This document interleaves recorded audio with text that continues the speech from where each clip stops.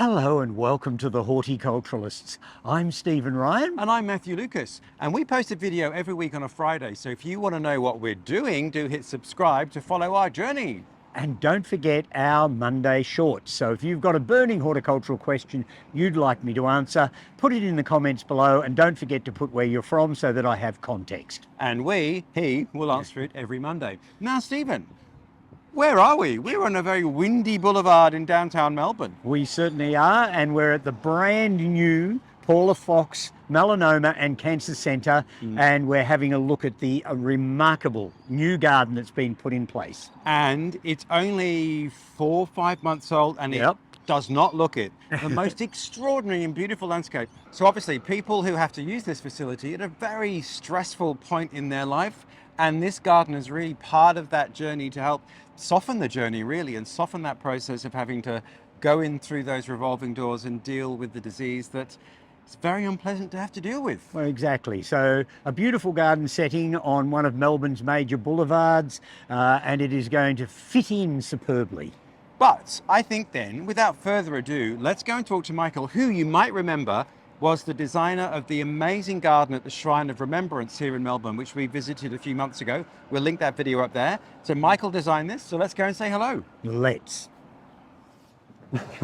Michael, this seems eerily familiar. The shrine is just over there. Well, that's right, Matthew. We're not far away from some of the great works we've put together on St Kilda Road. Yeah. Indeed. Yeah. But this is a very particular project. Yeah. So could you give us, I guess, a bit of a background as to the hows, the whys, and the wherefores? Well, I mean, this is Melbourne's newest cancer hospital, the Paula Fox Melanoma and Cancer Centre here at the Alfred Hospital, and our work here started really in the pandemic. We were briefed in the pandemic to come along and work with a big architectural team, including Lions Architects, to work on this project and really bring a landscape sensibility into a new hospital environment.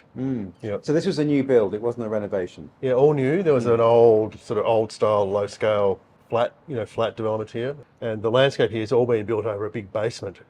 It's not connected to the ground below? No, there's facilities underneath and about an 800 millimetre bathtub all the way around the site. So the whole garden is on a structure. Yeah. Wow. Yeah. So structurally that's huge. Yeah. And I guess the brief would have had quite a lot of requirements involved as well, the things they wanted from you and the garden. So what was the brief? Well, the brief was mainly around turning what the St Kilda Road forecourt into a humming people place that could sort of demonstrate the Alfred Hospital values, be a place for patients to come to, and sort of work with the tradition of the civic garden along St Kilda Road, as a sort of showpiece. A lot of, that was St Kilda Road was the boulevard with the big houses, the big setbacks, the big gardens. So, it was. So here we've got this idea that a hospital garden could stand in, not unlike the old villa gardens of the period. Yeah. But of course, the architecture itself doesn't particularly nod to the old houses that were down this street. No, we're right here at the cutting edge of Melbourne architecture. With this amazing high-performance skin, covered in what things look a bit like skin cells, with a clear human skin reference. And then our landscape is really an obviously artificial construction of stones and trees from foreign lands and cycads and all sorts of things. Fences that look like chromosomes in cross-section, which you'll see. How did you begin that? So what was the purpose of this garden? Is it for the patient's benefit, so that it's a restful, calming place, or is it more just an entry statement? What was the purpose? That's a good question, Matthew. It is a bit of both. And essentially on St Kilda Road, there is this garden setback that is mandated by the local development planning overlay. So that's something we have to respond to from a statutory Because I had a thought, but every building does have quite a few. And it's funny you mentioned that about the grand houses, but a lot of the new builds also have quite interesting, not all of them, but some have quite interesting landscaping. Very few, actually. What's come about in recent times is that now with the planning ordinance, there's also a requirement to have deep soil. So you can't just build concrete and call it a garden. There has to be deep soil. So in fact, underneath all the paving out there, it's all recessed deep soil. So that if it's ever changed in future, there is established this idea for a deep soil garden with scope for canopy trees. And obviously we brought in some really big canopy trees. I was going to say there's some serious canopy trees out there, almost serious immediately. So the logistics must Yes. have been quite something, because you've got a busy road. Yes, that's right. Yeah. You've got, all sorts of things humming around you. Yeah. And to actually manage to get those things into place must have been quite something. Yeah, no, it was a very, very interesting exercise, and they were really the last of a hedgerow batch from established trees, and they'd been growing up at Hoddles Creek, I think, and we went up to see them, and in fact they were growing on a very steep hill, so the trees were growing like this. So the root system would have been quite strangely shaped. Wow. That actually turned into a bit of a difficulty on site, because you had to set them up, but then the root ball would tip up out of the ground, so that was a big constraint. But one of them was 11 metres high and 300 millimetre caliper at the base. Now we're talking about metasequoias, aren't we? Oh no, we're talking about Taxodium distichum. Yes. The wonderful swamp cypress from the swamps of Louisiana and New Orleans. Now that's interesting, because we're talking about climate change in almost everything we do these days, and I'm assuming that there's adequate water sources for those taxodiums to perform well into the long term. Well, there is. I mean, everything's irrigated out there, naturally enough, particularly being on structure. And the whole structure is born on strata cell load-bearing milk crates, really. Yeah. They've got an amazing bearing capacity. You can drive trucks on them, concrete slabs, trucks, probably even aviation. They're incredible things, really. So the trees are all born in that. They were very big soil volumes. So obviously, in a constrained environmental structure, the planter usually constrains the tree so much they never grow. Whereas here we've got a very extensive soil mass, which gives them the water that you were talking about originally. But they are a very, very tolerant tree. Yes, they don't actually need a swamp, do they? No, grown as a street tree, in the US, right through the US and elsewhere, Korea, Japan. And the good thing about them is, if ever they get a bit upset with their water supply, they'll just brown off and defoliate. So you can bring the very tree back. manageable, and then they come back in the next season. So they're very adaptable. So they're a bit of a litmus test, which is a good thing to have in a landscape on structure. That there's something in there which gives you a bit of a sign that things are drying out. Things are not right in the kingdom of death. So back to the origin then, the origin story. So what was the initial purpose? Was it calming? Was it entry point? And then how did you come up with that ethos? Because it does look slightly Chinese, like contemporary Chinese to me, in terms of the rock placement and the use of the trees. Yeah, I mean, there's two zones in the garden. One is the lower entry zone, which leads to the main entrance through our beautifully designed fence and gates, and gates and so on. Yeah, everything's got a meaning, and then there's an upper level, which is the wellness garden, designed for people attending the wellness centre, which is where you go to get information about managing your illness or recovering from your illness, that sort of thing. Family and friends come to be involved in the health journey of the patient, as I understand it. So there's two primary zones, and they are actually separate. And they're separated by evergreen planting around the edge, and all the planting is designed to be a sort of unusual, not unusual to Stephen Ryan, which would be, believe me, a challenge. Yeah. Not unusual to Matthew Lucas, which is probably also a challenge. Yeah. Just by following Mr. Ryan. But unusual to people in the sense that they enter something this feels botanical. It's not like a completely conventional landscape planting. No magnolia little gems. No.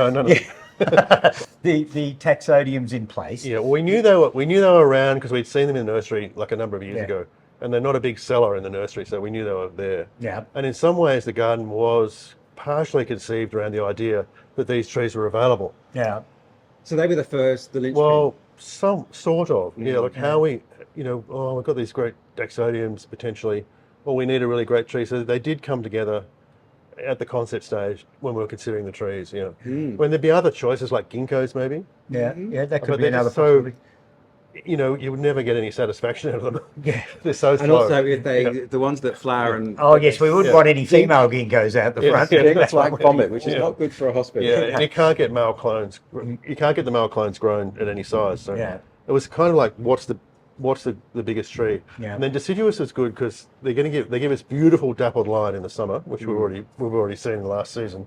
But then obviously they're letting sunlight into what is quite a cool area. And so there wasn't any discussion about the idea of going native with the garden necessarily. That did come in a little bit later in the piece, after the thing was designed and almost built.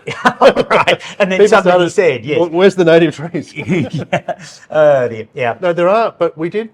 we did do a takeoff when that question was asked, and there's about 35% native species, All right. but they're mostly in the rainforest zone along the northern flank, Yeah. which is essentially a canyon between two buildings, and that's got things in there like red cedar, Toona ciliata, All right. Yeah. Xenocarpus sinuatus, the Queensland firewheel tree, lots of interesting plants from the Australian rainforest flora, which are ideally suited to a changing light condition, generally dark, a little bit of water, and then tolerate hot and dry as well, because they have, like in the Whitsundays, it's dry mid-year and then it's damper later on. Yeah.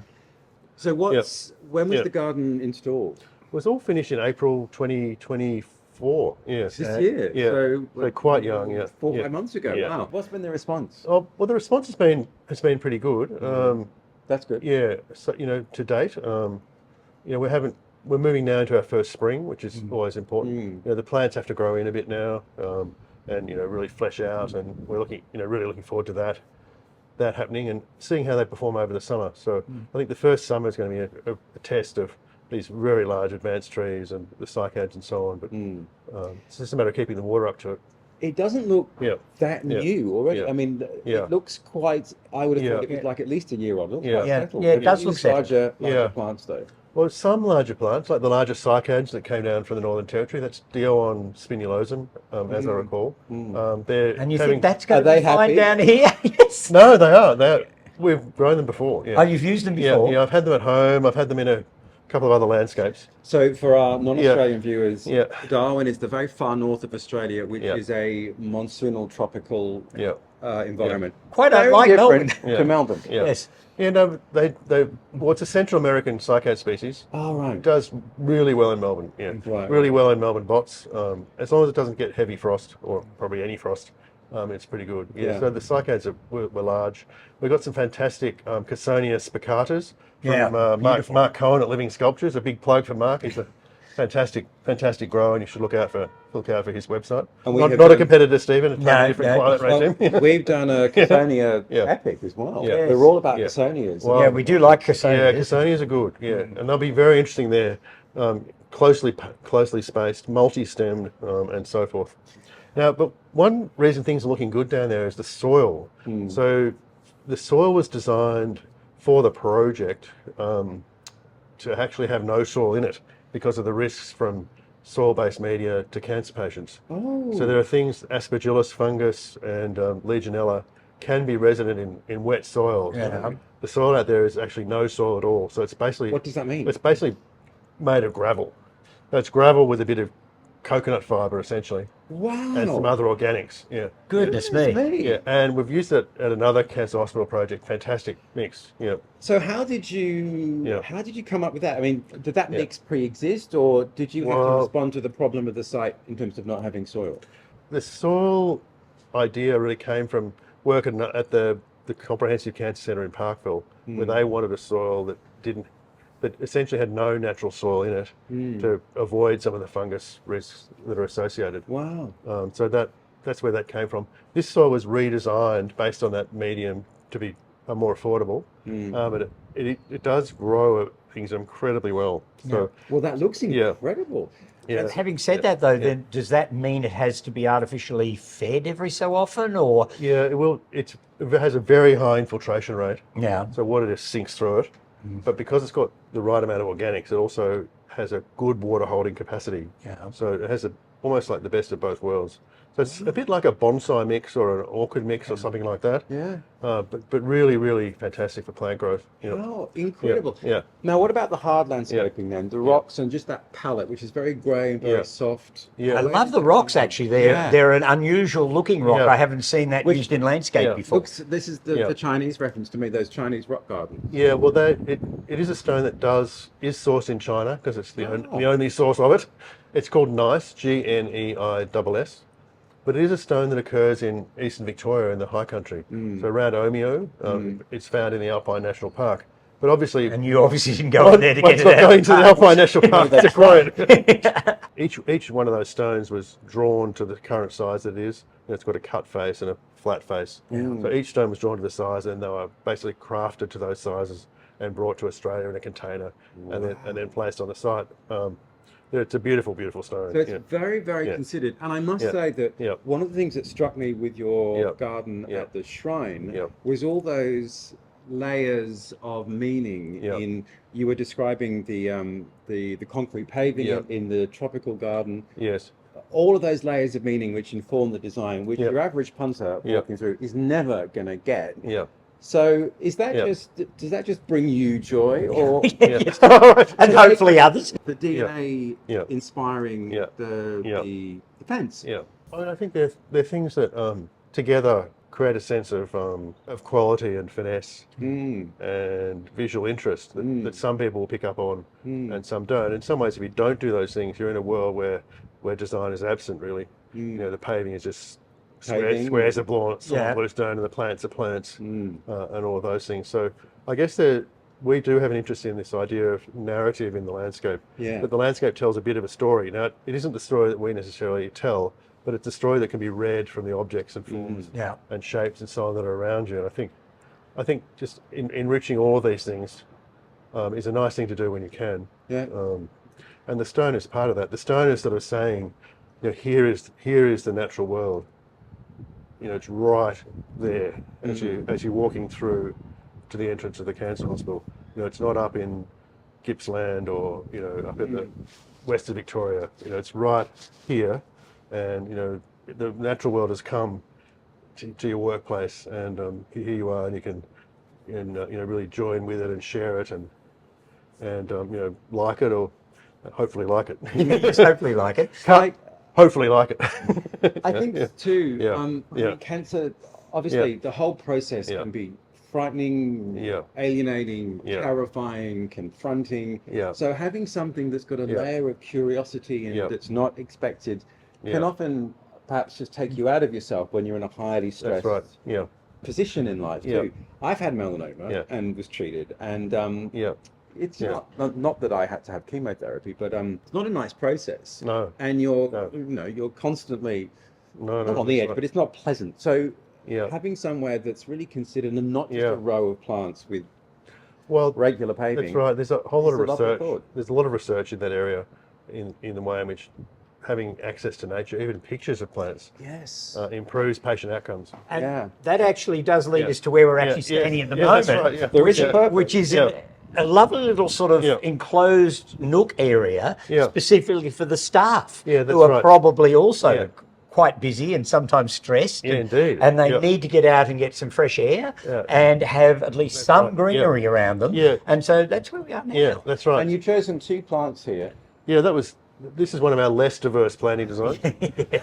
Well, it's only a very small space. We're a bit pressed for space. Yeah. So it's got the wonderful ice plant, Aptenia cordifolia, which is a bit of a weed in bushland areas, but an immensely tough plant. I've never seen it looking so lush and divine.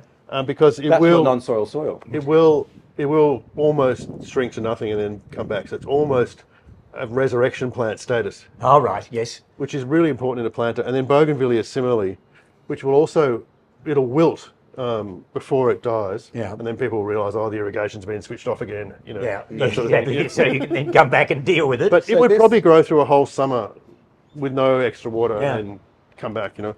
So this would be a whole wall of wonderful Bougainvillea. Let's hope so. I mean, they could grow it up the sides and create a window through it. Who knows where it will be taken. Well, that's part of the dynamics of the garden too, isn't it? You know, it depends on the maintenance people and how they see it. As long as they don't come in here with brush cutters and whippersnippers, we'll be fine.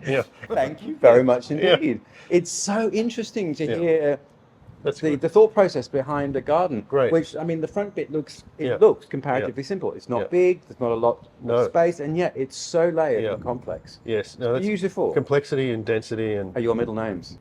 They're just great things to inject into a landscape and just see where you can take them.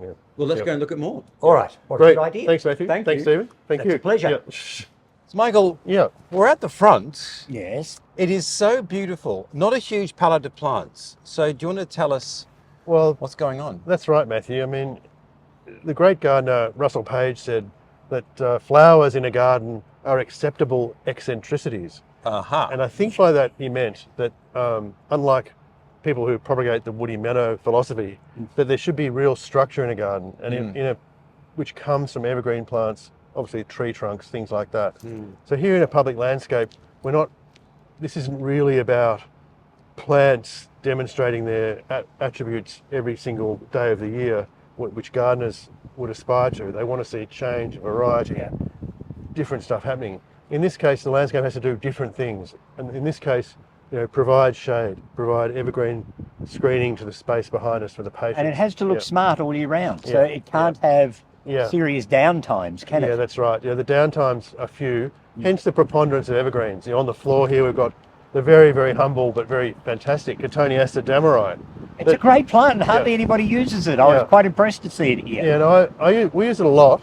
And here we've got it mingled with Lomandra Tanika, the great, Ausbreed Lomandra, and, quite a restful composition with the Cotoneaster eventually providing a flat pillow. And the large, it's not really a gravel, it's almost like a rock mulch, and then the sculptural rocks. Just that combination.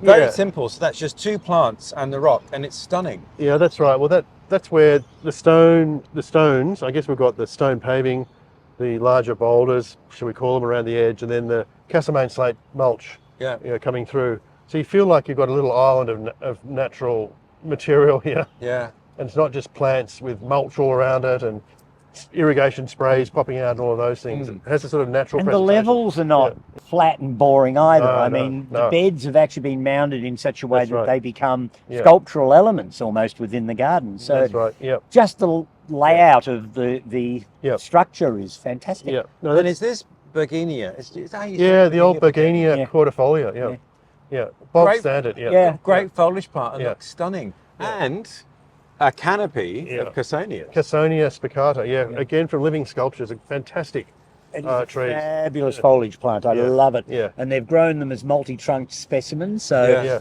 you've got that really sculptural effect of the trunks as well. It's absolutely beautiful. yeah, And then the Dioon, is that how you pronounce or it? Dioon perhaps? Dioon. Dioon spinulosum.